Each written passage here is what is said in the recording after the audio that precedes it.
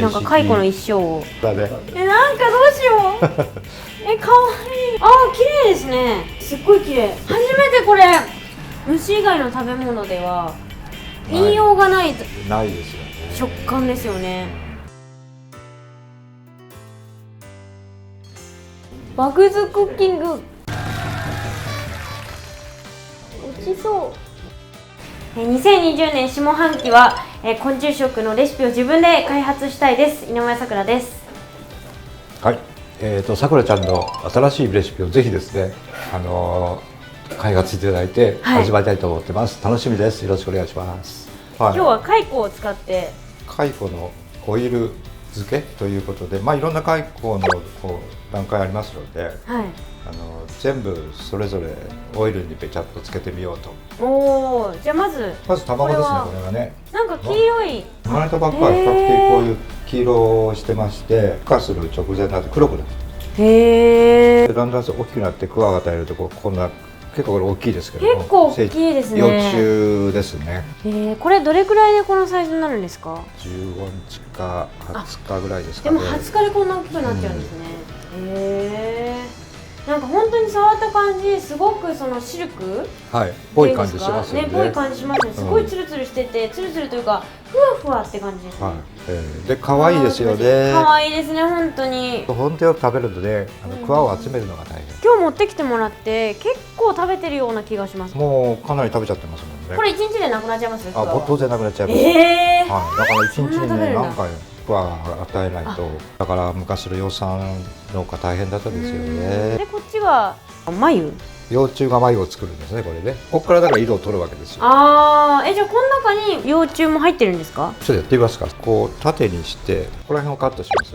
見たい見たい。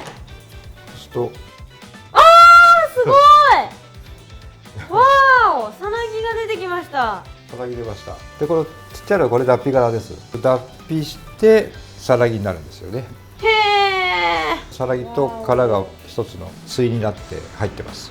これがよく見るそのスナックとかになってるのってこの状態ですよね。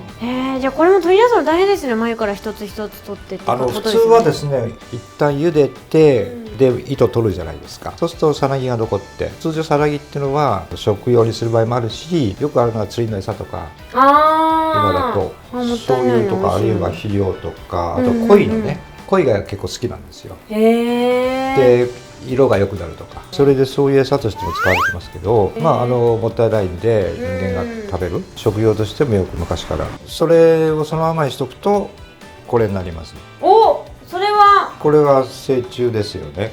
わー、柔らかい。成虫もふわふわしてますよね。ふわふわで柔らかい。この成虫が出てきて交尾してまた卵を産んで、でその卵がこれですけどね。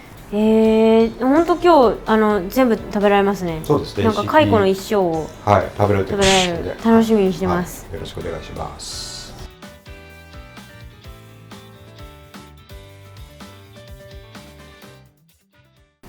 最初はちょっと茹でます。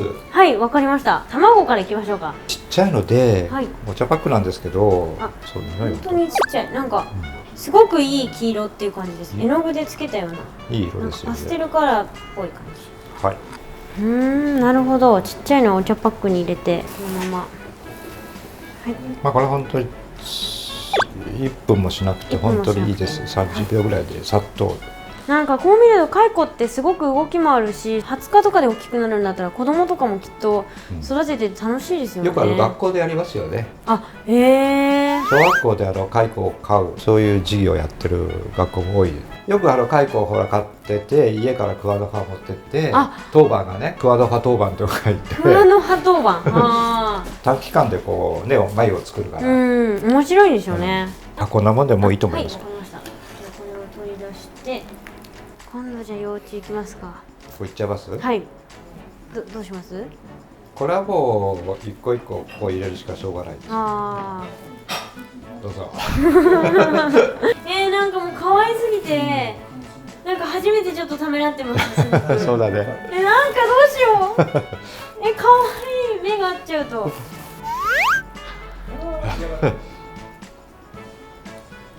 もう一瞬ですから。もう一瞬ですね。ピッて伸びましたね。なんか本当に可愛いな。先生育てて食べるのちょっとあれなことないですか？ちょっとなんか可愛すぎてみたいな。いやでもほら冷凍しちゃうからね。これは本当に生きてそのまま放り込むわけだから、はい。若干なんか両親痛みません？痛みます。しかも可愛いんですよ。でここに足に吸盤があるみたいで、そうそうよく見るとでそれがめちゃくちゃくっついてきて、もうやめてねって感じだもんね。そう抱きついてるみたいですっごい可愛くて、怖さをどうしよまあしょうがないう。ですよね。美味しいから。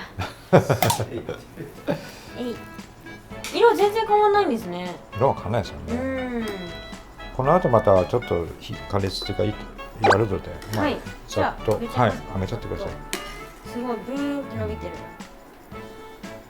わあ、よく見ると蚕の匂いがしますよね。なんかしますね。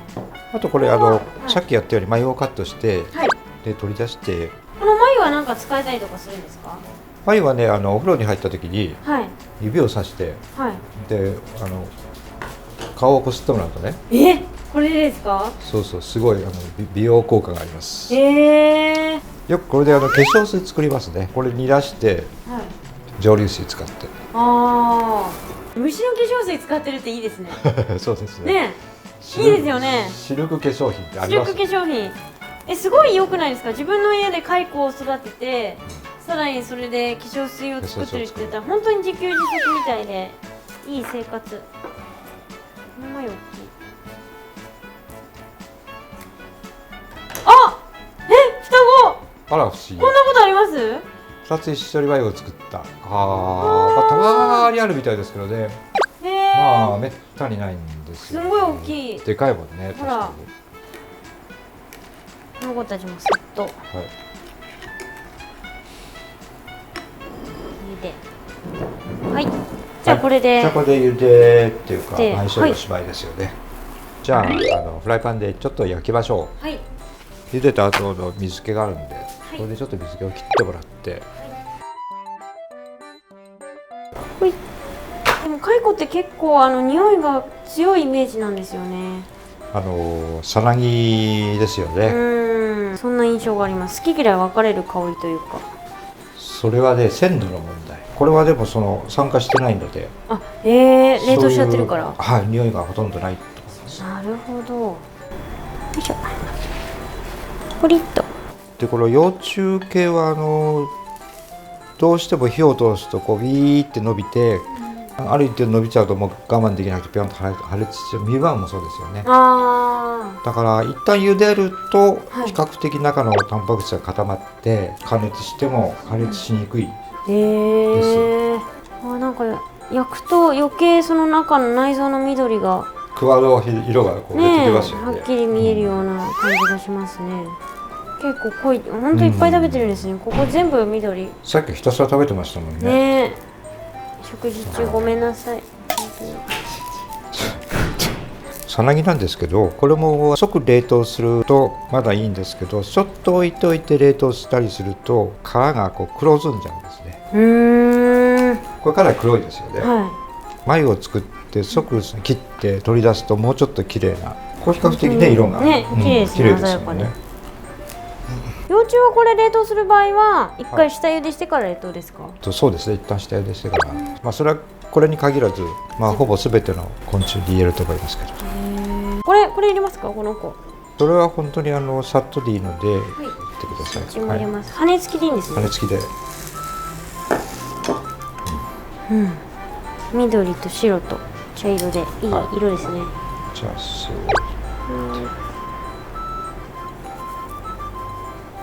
成虫は本当に孵化したちょっとモフモフですごく可愛いですよね。可愛いですか？で触覚がまたこうピンと立っててですね。すぐ交尾するんですよね。そうすると卵をブワーってたくさん産むんです。さあどうしようって。本当に繁殖スピードがすごいんですね。これ生まれたら普通は外飛んでいくじゃないですか。これ飛べないんです。飛べないんですか？羽があるのに。羽があるのに飛べないし、どっかへ逃げていかないし、クワがなくなるとひたすらクワが来るのを待っている。じゃあ自然界にはいいますか？プアコっていう自然界にいたやつをはいろいろこう世代交代どんどんさせて、でこういう品種を作ったんですよ。そうなんだ。で種類をものすごくいろんな種類蚕にはあって、黄色い繭を作るのもあるし、ちょっとピンクっぽい繭を作るのもあるし、大きな繭を作るのもあるし、一番原種は小石丸って言って、はい。養蚕の一番最初へえ。皇室で飼っているやつ。へえ。こんなもんでいいんじゃないですか。こんなもんではい、その小石丸は何用で飼ってるんですか、皇室では？やっぱりもともとは気分を取るためシルクなんですけど、今はその形式ですね。そういう皇室はやっぱりその蚕のなんだろうね、なんか祖先が関係があるとかなんかそんなんじゃなかったと思うんですけども、だから毎年毎年だからそういう行事が、あって皇后陛下がね、桑を与えるとかね。だから皇后は蚕を触らないとダメですね。そっか。チャンス。私なら何でも触れるので。そうですね。何でも触れすぎるのはまずいかもしれない。はい、一応これで焼き終わりました。はい。では、じゃあ最後の仕上げはいですね。オリーブにつけていきますね。じゃあ、虫からいって。虫からいって。なんかインゲンみたいですね。ね、本当ですよね。なんかなんだろう、こういうお菓子がありそうな。いい感じですね。かわいい。この葉っぱと赤を入れて、でここにオリーブオイル。これ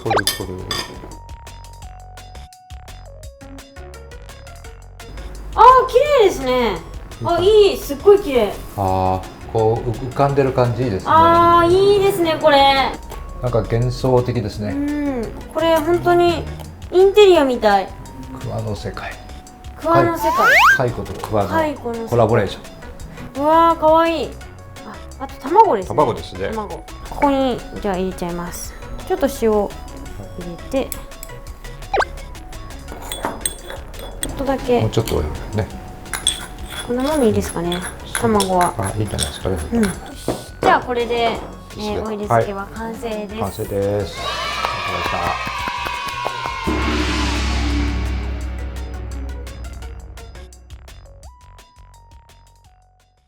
では早速炊いてみましょうか。これオイルにつけたやつっていうのは僕もまだ経験ないので、どんな味なのかすごく楽しみです。楽しみですね。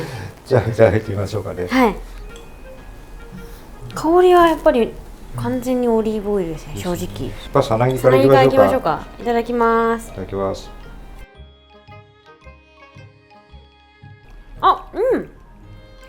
柔らかい。柔らかい。臭みがない。ないでしょ。ね。いいですこれ。取り立てを即冷凍してるので酸化してないんですね。今まで食べてきた蚕とは全然違って。違いますもんね。新鮮でこういうことを言うんだなっていう感じ。じゃあこっちも食べてみましょうか。これは成虫？成虫ですね。羽があるから成虫ですね。この方がなんか歯ごたえがちょっとあって、よりなんか食べやすいというか。ふんわり柔らかいんですけど、その中にもちょっとプチプチっとした感触とかが。じゃあ卵が入ってるかもね。なるほど。さなぎはちょっと殻が気になるんですけど、成虫になると殻も気にならないというか、外の皮ね、柔らかいから。ほんとソフトシェルですね。美味しい。じゃあ今度幼虫食べてみましょうか。いただきます。いただきます。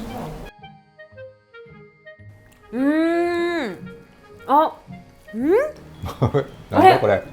何これ。なんだこれ。なんだろう。桑でしょうね、やっぱりね。桑の味。なんか中すっごいドロッとしてて。消化酵素で消化された桑ですね。なるほど。これ美味しい。幼虫が私一番美味しい。なんか正直その蚕の香りとかはそんなにない。断然桑ですねこれ。なんか食感も中があれだ。オクラっぽい感じの。似てますよね。味的にはそうですね。さなぎとかはすごく液っぽかったんですけど、幼虫は本当に桑の葉をミキサーでグワーって粉々にしたやつが入ってるようなでドロッとしてて、なかなかない感じの。蚕の幼虫はやっぱ粉抜きしない方がいいですね。桑のあれが詰まってるじゃないですか。美味しい。独特な美味しさ。ね、本当独特ですね。これなかなかいいですよね。美味しいですすごく。いや面白い。そうだ。じゃあこれです。どうぞ。このプチプチいただきますねじゃあ。その音音すごいよね、聞けるから、ここでも。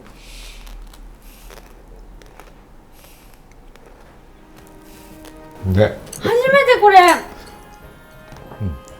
これは。もうびっくりするぐらいに硬い、プチプチで硬いです。弾ける感じね。そうなんですよ、弾けるんですけど、イクラとかなんかとびっこ的な感じではないんですよね、また個性的な食感だね、本当にね、独特な食感。表せないか食感。言いにくいですね、これ。言いにくいです。これなんて言うんだろう、もう初めてあるような。普通の卵ちょっと全然違いますよね。全く違いますね。とびっことかはもうすぐにわーって食べられちゃうかもしれないんですけど、これ本当にちっちゃいんですけど、一粒一粒を噛み砕くって感じです。和食の道場六三郎さんって方いらっしゃるんですけども、はい、和の鉄人ので、その方にちょっと作ってもらったことがあるんですけれども、これがすごくびっくりしてましたね。やっぱりこの卵の食感、これないですもん。虫以外の食べ物では言いようがないですよね。食感ですよね。本当ブチブチブチって感じ。ブチブチっていうよりはブチブチって感じですよね。なんて言うんだろう。硬いけどすごく弾く感じ。弾きますよね。これは食べてみないとわかんない。わかんないと思います。ぜひおすすめ。美味しい。順位つけるなら卵、幼虫かな。そうだね。卵、幼虫、成虫、さなぎ。いやー、発見でした、新たな。はい、どうもごちそうさまでした。ごちそうさまです。チャ